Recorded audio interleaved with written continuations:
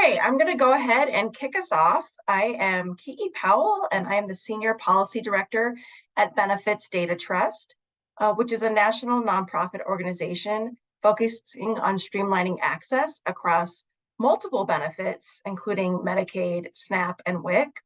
Over the last year or so, we've been working alongside 6 states as a part of our Medicaid Churn Learning Collaborative, and we are so excited to use this platform to be able to share the great work of the states that we've partnered with. I want to kick us off today by just calling attention to what a pivotal moment this is in the Medicaid program. We have an unprecedented amount of resources and supports, and at the same time, an unprecedented task ahead of the states in trying to ensure that many people who were locked into coverage during the pandemic are able to sustain that coverage when appropriate. What we've learned over the last year or so with the 6 states that we partnered with is that the incredible amount of work that they are engaged in, and just honestly how tirelessly they have been working to support their state constituents. Honestly, last week we were able to meet with some of our states in person, and it was just incredible to hear about their continued efforts in this space, and really to think about how we use this opportunity to prepare for tomorrow. And by that, I mean the unwinding will be unwound at some point, and states still have to show up every day and continue to do the work to ensure that people are receiving the best coverage that they can. So it was a real great opportunity to think about what we've learned through the pandemic, all the different waiver options that have been employed, and the different practice improvements that we've made, and how we can sustain those as part of the future. So I'm really excited to have this opportunity today to round out our series by highlighting some of the great work in North Dakota, an incredible state partner, and just really glad to have met Joyce, who you'll hear from later today in person last week. But I will kick it over to Jamila McLean, who was our senior policy manager. After I do the webinar reminders, apologies, I got a little ahead of myself there. But just as a reminder, this webinar is being recorded. If you're having any issues, please note the email address on screen. You can email us at communications@bdtrust.org. Please enter any questions that you have. We will have a Q&A portion at the end. So there is a question and answer feature in the bottom of your screen. You can go ahead and put your questions there. And also, if we don't get to all of the questions at the end, feel free to email myself at kpowell@bdtrust.org, and we can follow up and provide any answers after the webinar is done. But with that, I will turn it over to my great colleague, Jamila McLean, and she will kick us off on the rest of our journey today. Thanks, Kiki, and thanks everyone for joining. I'm Jamila McLean. I'm the Senior Healthcare Policy Manager here at Benefits Data Trust and the project lead for our Medicaid Churn Learning Collaborative. And I'm really excited to do this third and final webinar in our series, because not only do we get to highlight the great work of North Dakota, but I'm also really excited that we have 2 national experts who have worked tirelessly during this unwinding to support states, who will be joining us at the end for a panel discussion and some of the best practices that we've seen throughout this unwinding period. It's always been our intent that with our Medicaid Churn Learning Collaborative, we would share best practices and what we were learning from the state. So we are really excited that we get to highlight North Dakota. And if you missed our 2 previous webinars, I definitely recommend that you check out our website, bdtrust.org, where we highlighted the work of California and Rhode Island to see some of the great opportunities and options that they both took up. So with that, I do want to now introduce you to Joyce Johnson, who is the Medicaid Eligibility Policy Director with the Department of Health and Human Services in North Dakota. And Joyce has been with the department since February of 2012. Prior to this, she has worked at several different county social services since September of 1979, with the years prior coming to the department at the Morton County Social Services, working mainly with the Medicaid eligibility with all groups, along with doing foster care eligibility and subsidized adoption eligibility and Medicaid for all of those programs.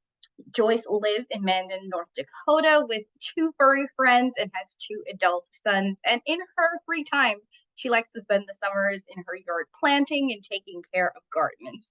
So not only does she have a ton of expertise in Medicaid eligibility, but if you don't have a green thumb like myself, she can help you there as well. So I'm really excited for us to take the next 15 minutes for Joyce to share with us how North Dakota has approached the unwinding thus far.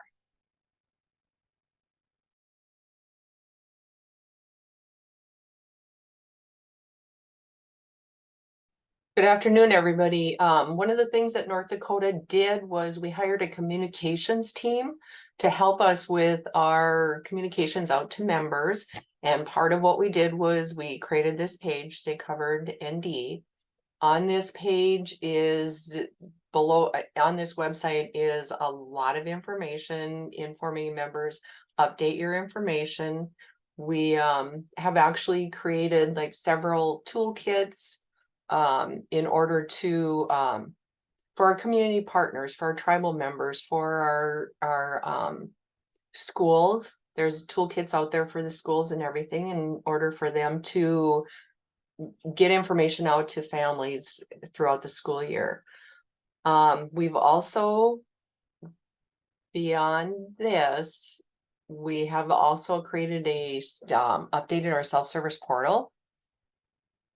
Next page. Our SSP to make it more user friendly. One of the things that let me see here, it's on our apply for help.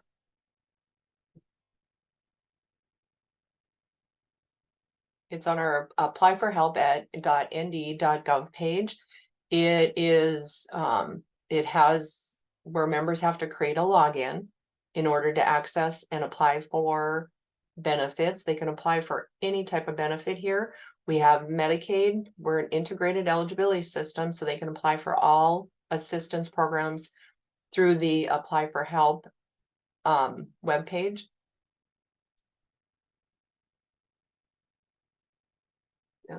Next screen. Okay. On this page, we also people can go in and apply on their own.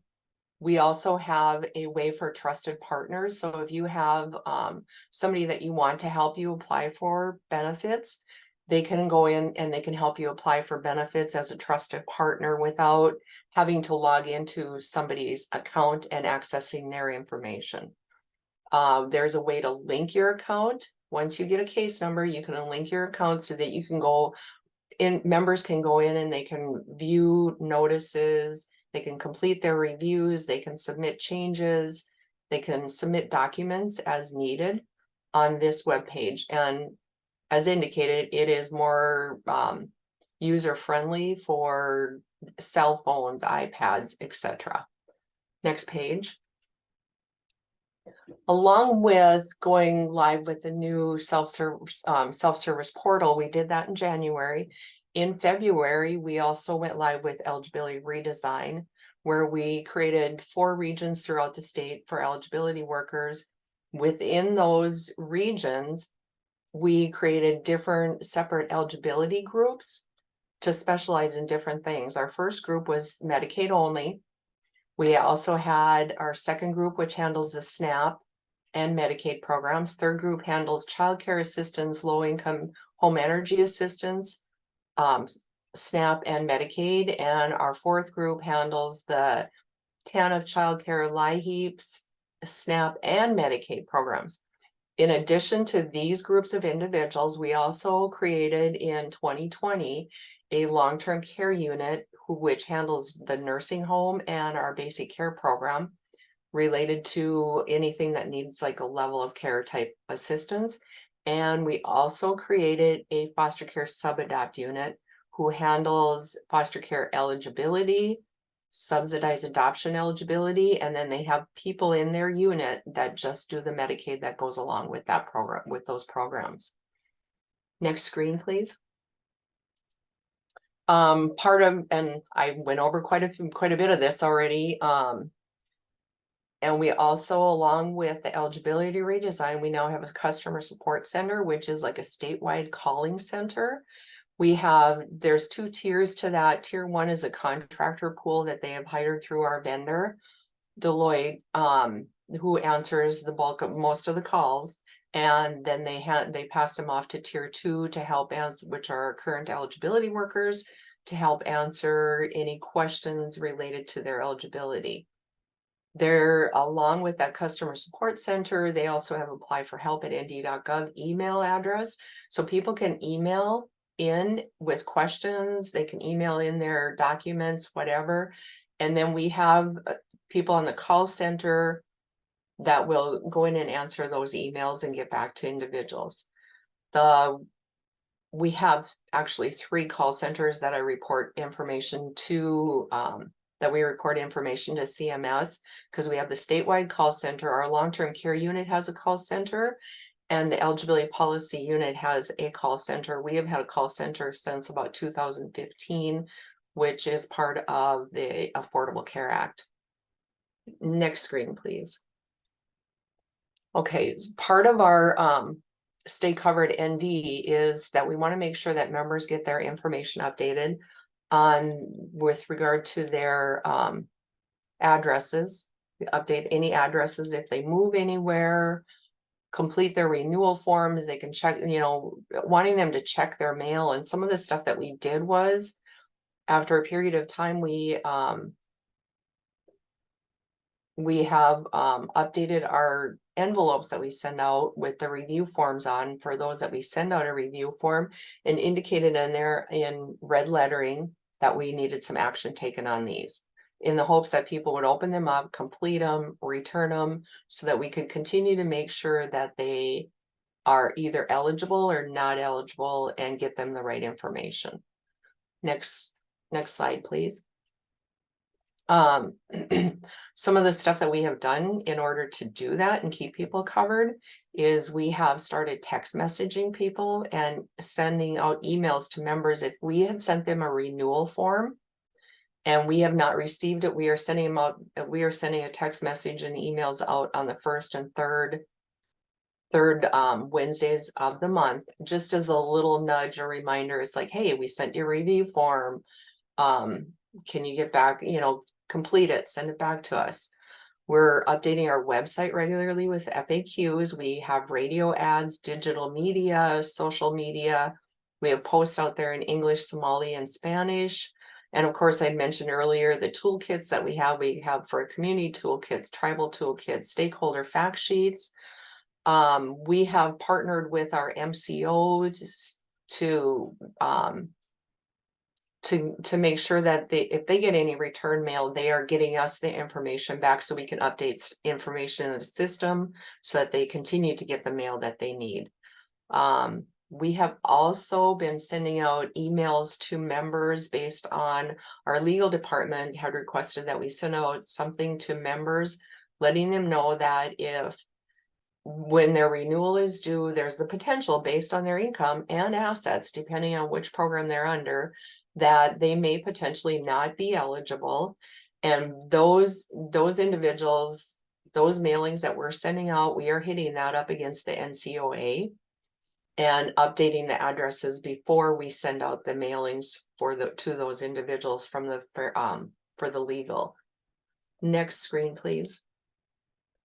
This here is just a picture of what our managed care organization had sent out to members. It was a flyer they sent out to let them know that update your address. We're taking your address. They were actually offering them a $10 Visa gift card if they responded back and gave them an updated address.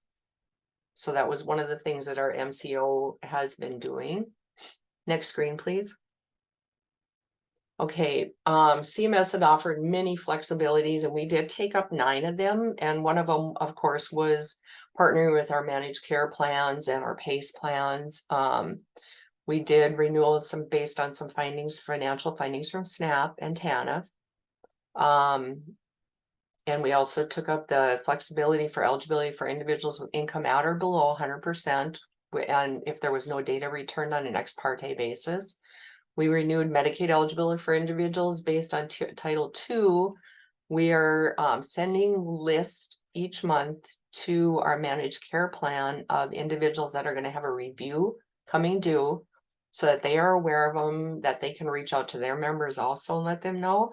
We also started about 3-4 months ago sending emails or sending lists of members to our nursing facilities that on members that we're going to have a review coming due. And we've been doing the same things to some tribal members, mainly our Mandan, Hidatsa, and Arikara tribe members.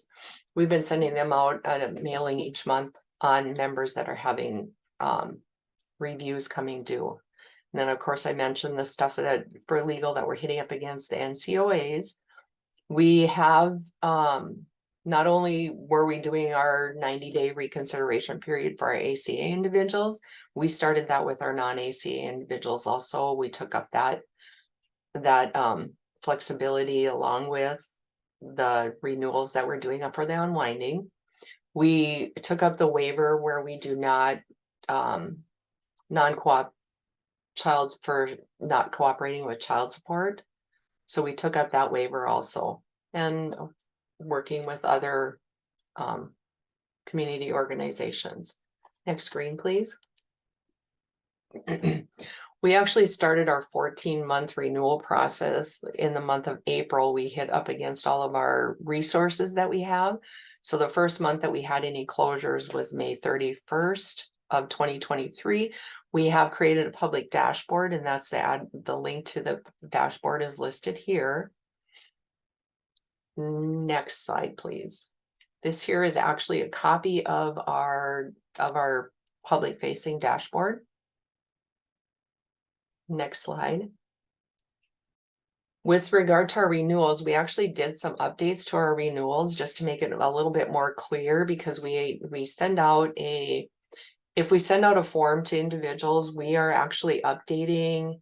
We did a little updates to them so that it was more clear that, okay, this is pre-populated.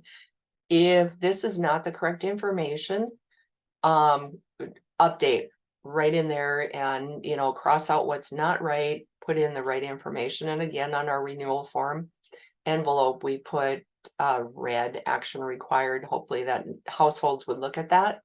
And again, we have listed here that on the first and third Wednesdays of the month, we are sending out a little nudge to let people know, hey, we sent you a review form. We haven't received it back yet. Can you get that taken care of and send it back in the hopes that they will send it back in. Next screen, please. This here is just information on email distribution that we've sent out to members, how many delivered, how many failed, emails that resulted in somebody looking at them and taking a chance at it, opening and clicking on them, along with our text messages. We also have that out on our webpage.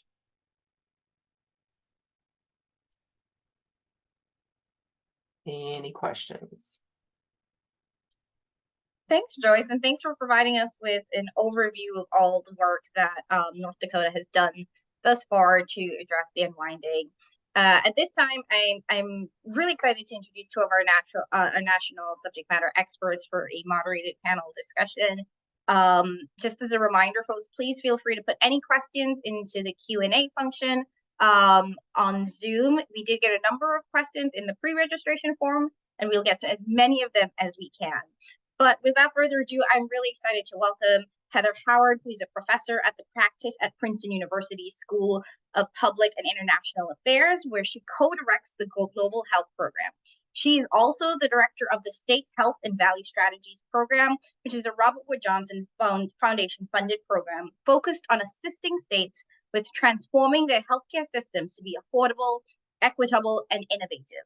She served as New Jersey's Commissioner of Health and Senior Services from 2008 to 2010 and has significant federal experience, having worked on the White House Domestic Policy Council and in the U.S. Senate and U.S. House of Representatives.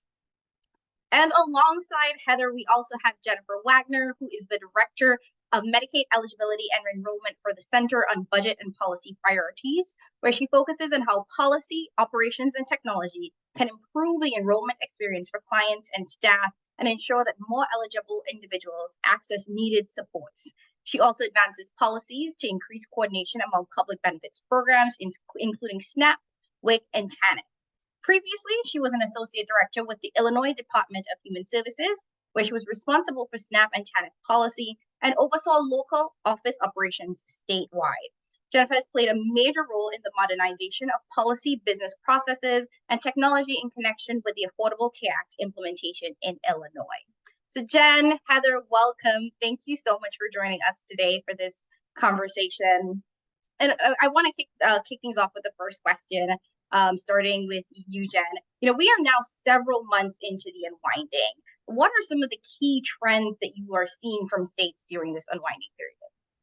Well, we're seeing a great deal of action and innovation. I think Joyce's presentation was a great summary of the really interesting things that states are doing that largely haven't been done in the past, from advertisements and outreach to clients, to using text messages, to really looking at customer service from call centers to online interfaces. A huge effort by states to really try to own this issue of renewals and make sure that people get the information they need, submit what they need, and get a right eligibility determination. So that's been great to see. We've also seen iteration with the amount of attention on unwinding and state results and on data. We're seeing states pivot in real time. Many of these problems have existed for years, decades in some instances, but unwinding and the real spotlight that is brought to these eligibility enrollment processes has led state agencies to also take a look at what's happening and to look at the data, to look at the feedback from advocates, from folks on the ground, and pivot as things progress. We've seen states pausing procedural terminations. We've seen them doing additional outreach, taking an extra 30 days to try to make sure they get the responses from clients. And so that's been really exciting to see. We've also seen a lot of challenges. We've seen these data reveal a lot of problems that are inherent in the system, where we kind of in the past have sent a notice out into the ether and hoped somebody gets it back to us.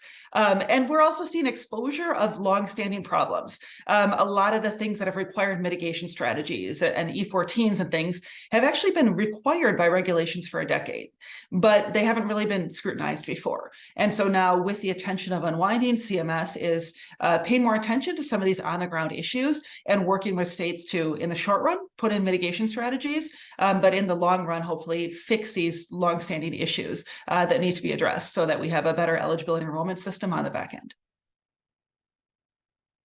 Yes, thank you, Jen. I think you hit on it, the innovation, the pivoting, all of those things are such key terms. Heather, I know you've done a lot of technical assistance with states, both in this unwinding period and beyond, prior.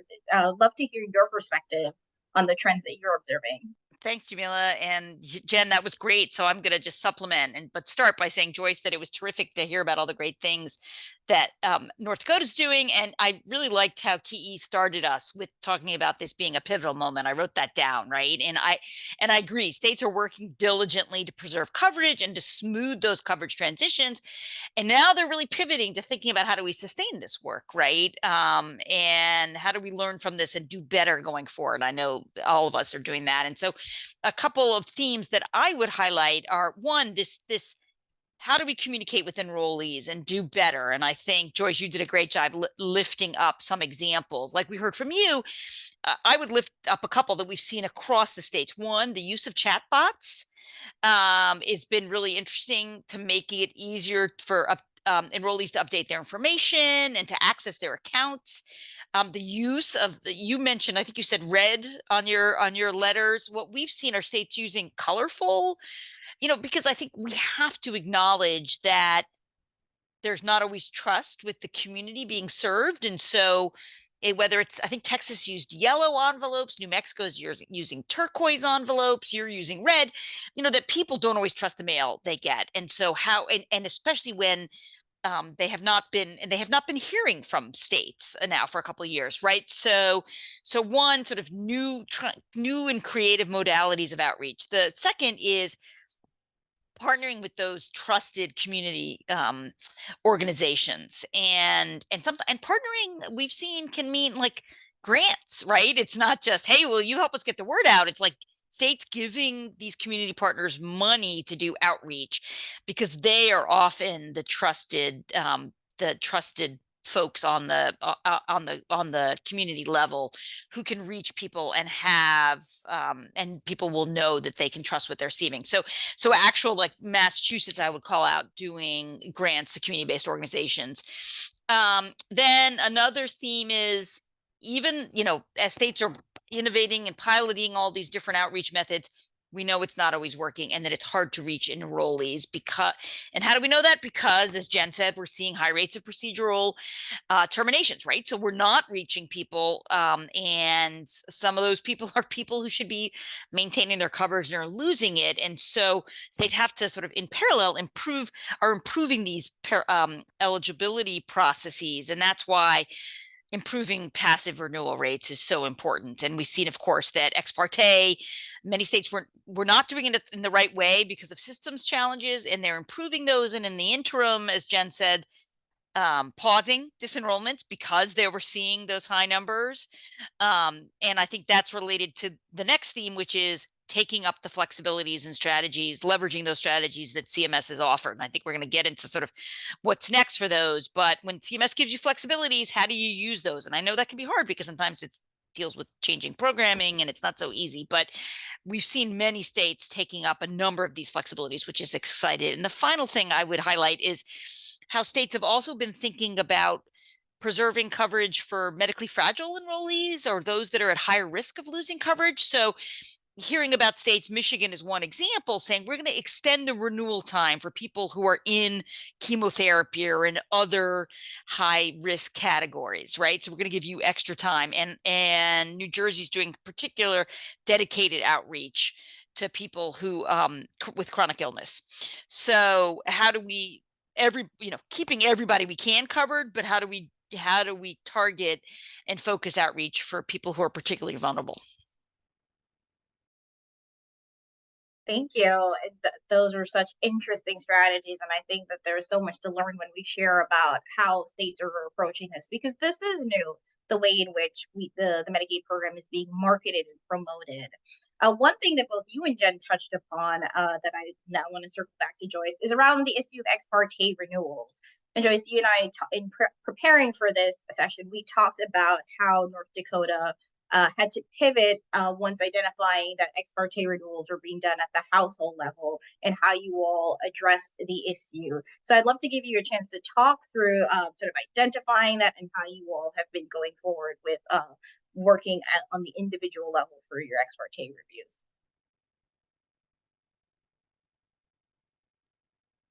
Okay, because we weren't, of course.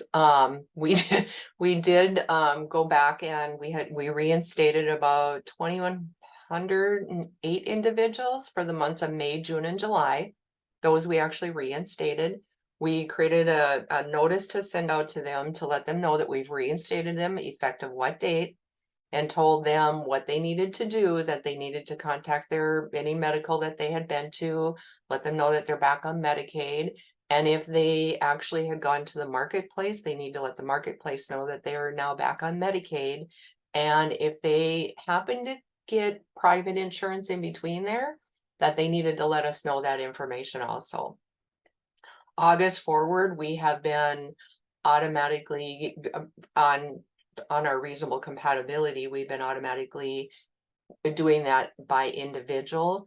And we should be, our system should be fully up and running for the individual versus household effective by the end of this month. Thanks, Joyce. And I know that is certainly something a lot of states are struggling with, is how to go back and automatically reinstate. And I know you mentioned that was something that you all were able to do, and to quickly put these processes and steps in place to get folks back on coverage appropriately and communicate that, like you said, with your notices. So another thing that we are seeing that is really new and innovative for this is reporting, and states collecting and reporting data and putting it out publicly. So Heather, I'd love for you to, kick us off by talking about, how states should be leveraging the large quantities of data that they've been collecting to not only just inform the unwinding efforts, but as you and Jen talked about, to really think about future efforts to adjust churn, because we are going to be returning to where churn becomes a normal activity within the Medicaid program. Yeah, right. I mean, right. We start with that like we accepted churn before, which we shouldn't have, and now with the bright light of the unwinding, we're seeing it on steroids and say, whoa. And so I mean, I think if to the extent we can make lemonade out of the lemons we have now, it's to say, how can we do better going forward? And one thing that's been so exciting has been how the transparency steps that states have taken. North Dakota has a great dashboard, has been publicly reporting. So many states have been publicly, and at SHVS, we've been tracking how states have been reporting their unwinding data and have seen that states have been doing a lot of that. Now, my fear is that states will turn off that valve as unwinding ends. So I think one encouragement here is let's sort of lock that in and make that permanent, because I think the more you can publicly report it, the more people can understand. And I think people understand. And actually, I think from a state, I think states, it's always scary, of course, but having been a former state official, recovering state official, having been New Jersey's Commissioner of Health and Senior Services, that can be scary. But also, I think the more people understand that this is the natural rhythm, the more people can help sort of rebut that, right? And mitigate that. So the good news is that states have been publicly reporting a lot of this data. I think the challenges have been, one, that the data lags. So it feels like we're looking at stars in the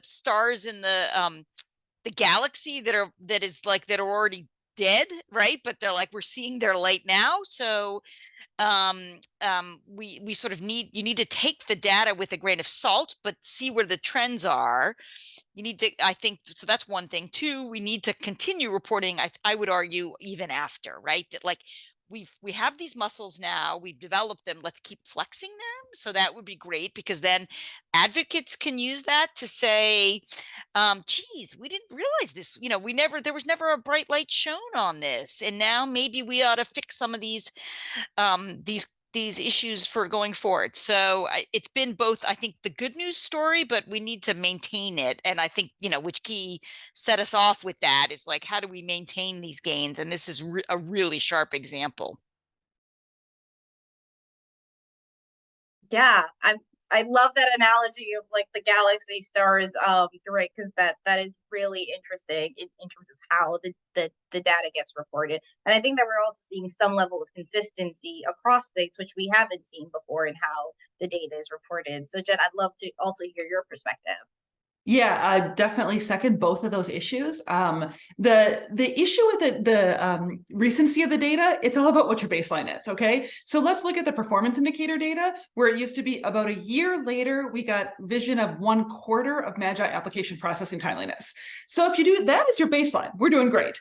And really a lot of kudos to states on the transparency, knowing that it's eventually going to be publicized by CMS, the number of states that publicly post their data on the 8th of the month when they're submitting it to CMS.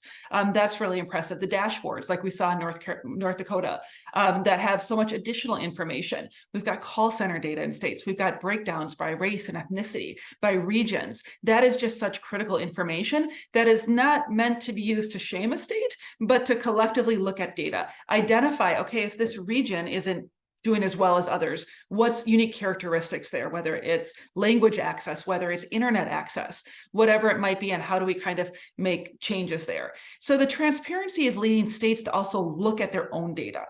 In the past, there are plenty of reports generated by the system that may have gone into some black hole. In the past, they would just churn off the printer. Now they're probably being emailed to some random inbox. And they weren't really looked at, they weren't examined, they weren't used as part of managing. Now the fact that, my advocates, the federal agency, the public is going to see this, is causing states to look at it. And sometimes they're like, that's not supposed to be happening. And that's causing them to kind of go back in and look more closely. And that's going to be really useful going forward, because not only do we need to measure what's happening in a state, but we need to evaluate the impact of a change. So as states are working to improve their ex parte process, what's working? What's not working? How is text messaging affecting churn? And things like that. As we work to improve the process, now we have something to measure it against. And finally, to your point earlier, Jamila, on consistency, this is the first time that we really have a pretty consistent set of data that we can measure across states. In the past, looking at ex parte, we had what states reported to Kaiser and to Georgetown. And that was great. That was really interesting. But states had their own definition of automated renewals, and we saw lots of variation. The successful percent of the small percent that actually went through automated renewals, for example, the exclusion of cases with other programs or non-Magi. And now the way CMS has laid out the data reporting, where we have whole numbers, we can choose a consistent denominator and really look. That's showing us where states are lagging. Some states, too many states are under 10%, under 20% in ex parte. And they need attention, they need some work. There's a lot of effort going into supporting those states. But what we're also seeing is what's possible. We're seeing states consistently over 60%, over 70% ex parte. When we're talking with some states, we're seeing the non-Magi, the age, blind, and disabled at shockingly high rates. They were left behind for years. Why aren't we ex parte in them? I mean, who has more of a stable situation than those folks? And seeing that success really allows us to, set a standard and see what's possible. And that's not going to happen tomorrow. Some of those things might not happen during unwinding, but let's gather those best practices and let's set our expectations higher because we know that it can be done, and let's work with states to make it happen.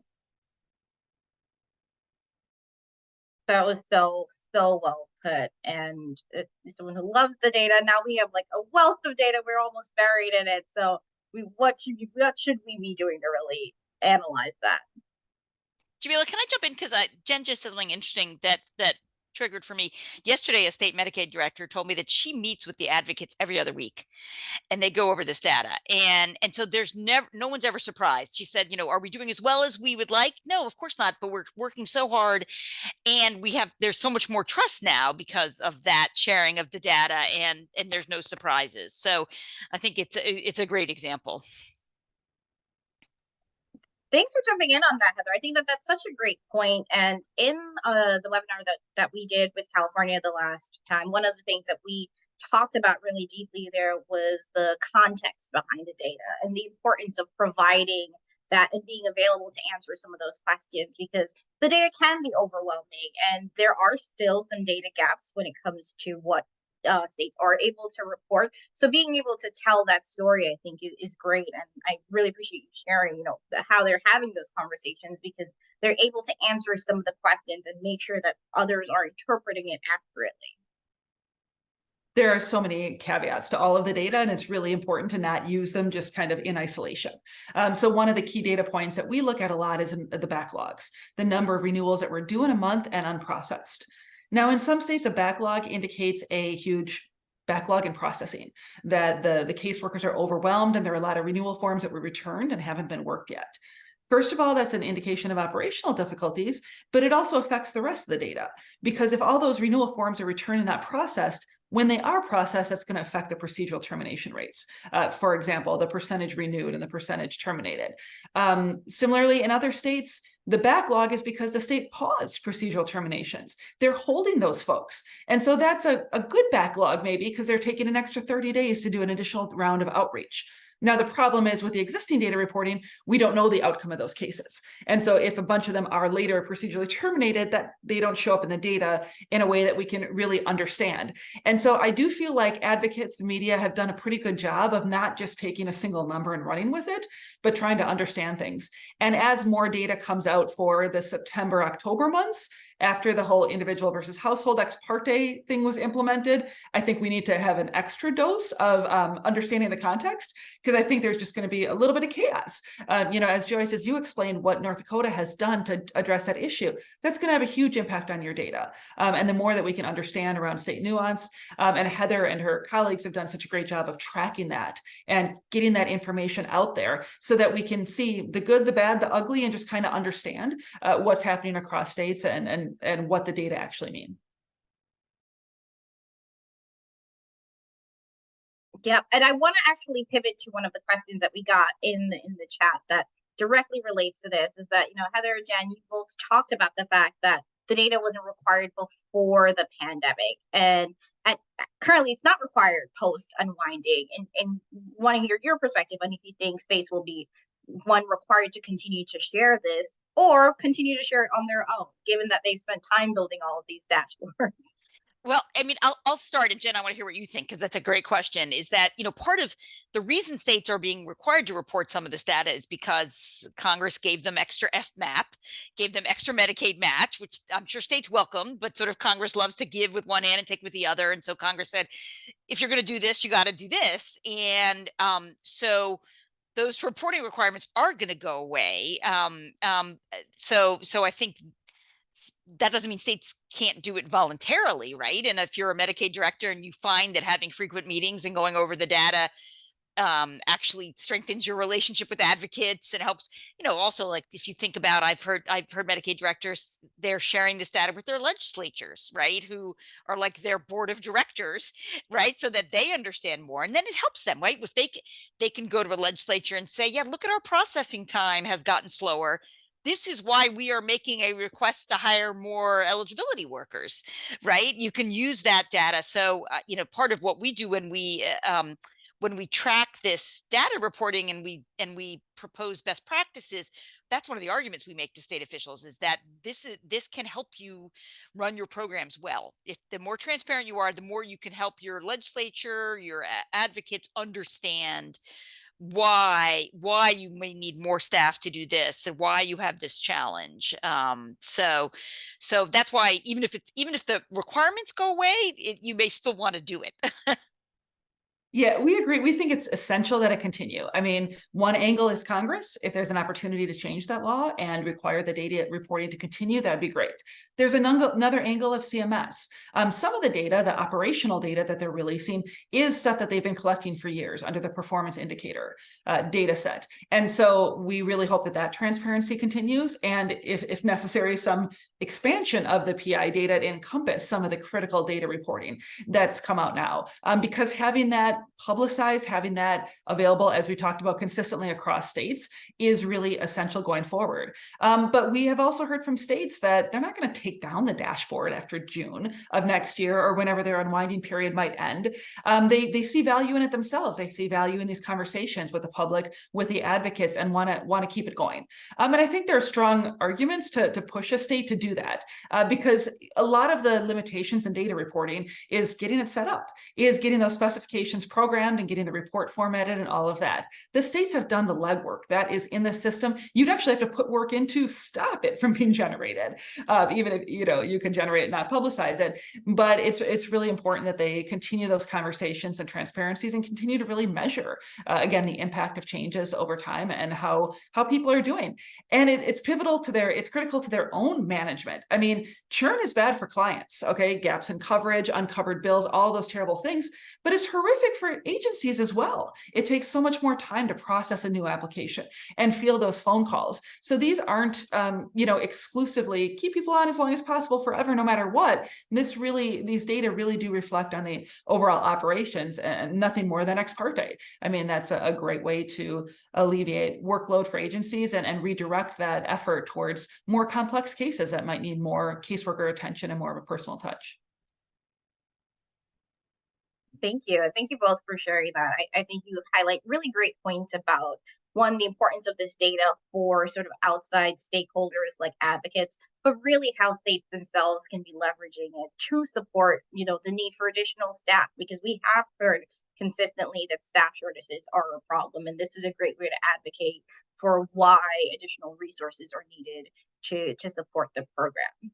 I want to pivot slightly, but also related, because one thing you said, Heather, was, the idea of providing something and then taking it away. And I think with the unwinding, we saw CMS make all of these flexibilities available to the states. And as we were approaching sort of the end of the unwinding period, states are now thinking about what I've heard referred to as unwinding the unwinding, because the flexibilities are temporary. So I want to start with you, Joyce, to hear your perspective on, what were some of the most important or the most impactful flexibilities that you saw or North Dakota took up during this period? Well, up front, I'm going to have to say, like, being able to access the NCOA and using our managed care organizations and sending out information to our and working with our communications group just to get information out there to update your address, get us the correct information. Because number one, if you can't reach people, they're not gonna, they might not respond. It's like they haven't had to respond for 3 years if they did not need to and stuff like that. So it's like, that would probably be one of my biggest ones. And then we did a lot of, and also with,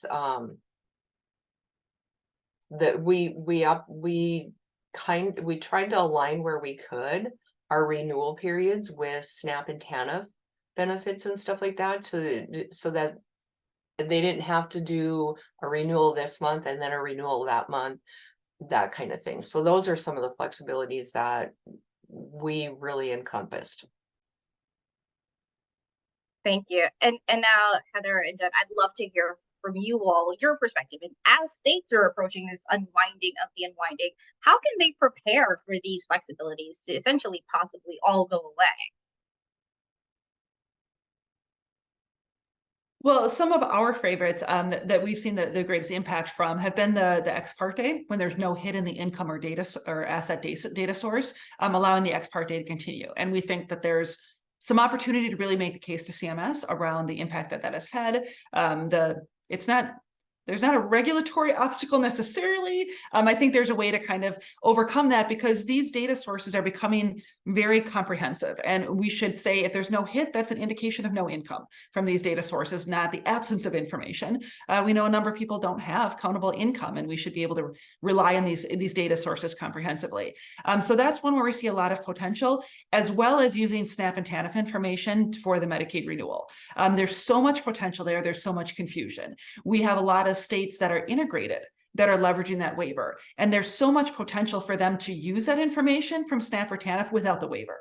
It's in their system. There's ways to run eligibility and push Medicaid forward. And so we really look forward to working with states and helping them in that area. The waiver is most effective in a state that has a separate SNAP and Medicaid administration, because you're able to just kind of look at the SNAP enrollment and use that in a way that you otherwise couldn't use the SNAP information because the differences in household and income. But there is a state plan option available. And I think that's gotten forgotten a little bit. It's slightly more complicated than the E14 waiver, but it's there, as well as other strategies like express lane eligibility for kids. And so, talking about the unwinding, we want to make sure that states don't just say, oh, well, the waiver's gone, let's revert to the way we've always done things, even if it's inefficient and ineffective.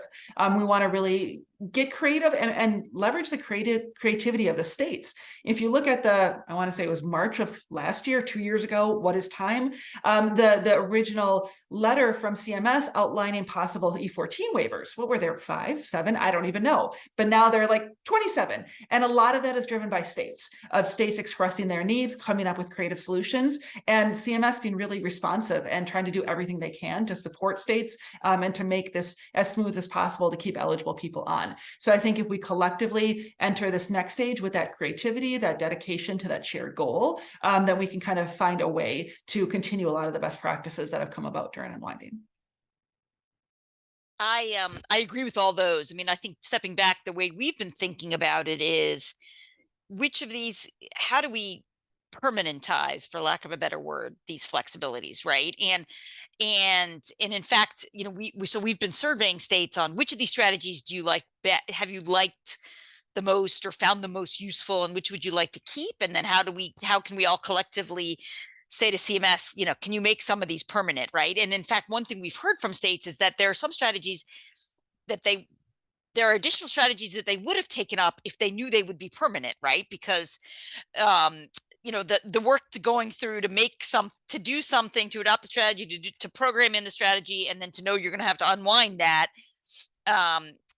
is too hard. So sort of the message, I think, to the feds has been, are some of these that we can make permanent? And I think just to go over the ones, I mean, I think the NCOA that Joyce said, the express lane, TANF and SNAP ones that Jen mentioned. I think the one that wasn't mentioned that when we surveyed states that we heard great interest in was the $0 income strategy. So I think those are ones, but to be honest, it's like most of the ones that have been the most popular in the states picking up are clearly the ones that would be great to continue. So in some ways, you can just look to those. And I think that's an example of where, to the extent CMS has that ability to make those permanent, that would be so great, because then I think not only would would hopefully states keep them, but you might even entice some other states to adopt them. Yes, thank you. And I think we all have a role to play in helping to advocate for states so that we can not only help our Medicaid enrollees, but really help streamline the process for the state agencies as well. So we have a couple of minutes left, so I think I have an opportunity to ask each of you one final question. I'll start with you, Joyce, because this did come in through the chat. And the question is, what is the biggest unwinding challenge you are currently facing in North Dakota, and how are you planning to resolve it?